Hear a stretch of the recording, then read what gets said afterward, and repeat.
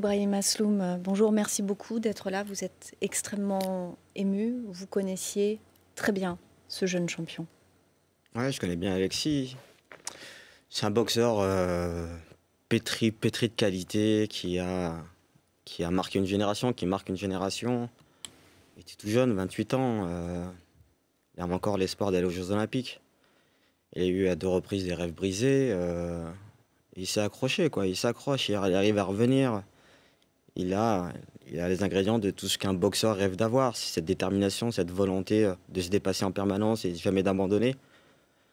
Pourtant, ce qu'il a vécu au jeu, c'est dur de vivre avec. Ce sont des décisions de l'arbitre qui étaient en sa défaveur, alors qu'a priori, il aurait dû gagner le combat. Quand vous êtes en demi-finale olympique et que le combat est serré, qu'il y a 10 secondes de la fin du combat, on vous donne un avertissement, automatiquement, l'arbitre sait ce qu'il fait.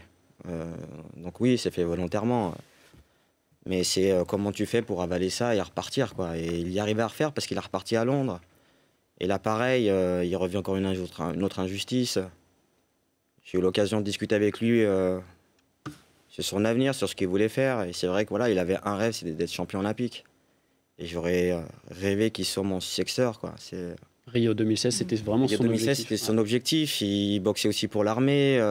Il leur a ramené 4 titres de champion du monde. Il a ramené une tonne de médailles à la France. Il a élevé le drapeau et la boxe tricolore au niveau international.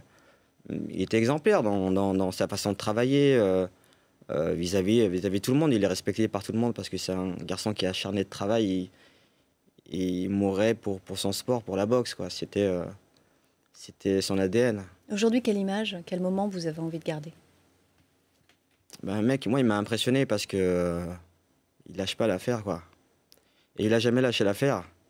Et là, quand il part dans cette émission, il avait envie de se changer les idées, il avait besoin de ça, de reprendre confiance en lui.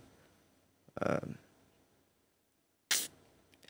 n'a pas eu de chance dans la boxe et il en a encore moins un peu dans sa vie, donc c'est dur, quoi. Je pense à la famille parce que ils viennent de perdre une sœur il y a 2 mois. Vous imaginez, vous êtes parents, vous perdez 2 enfants en l'espace de 3 mois.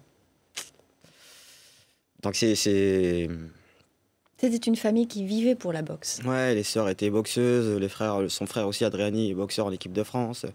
Le papa était champion. Donc voilà, c'était un peu l'espoir de toute la famille, quoi. C'était celui qui devait briller et il l'a fait avec la manière. C'est quelqu'un qui va manquer. Il va manquer à son sport. Il va manquer. De toute façon, il a marqué notre sport et on ne pourra pas l'oublier. Il y aura des choses faites autour de son nom et on compatit bien évidemment le monde de la boxe à ce champion.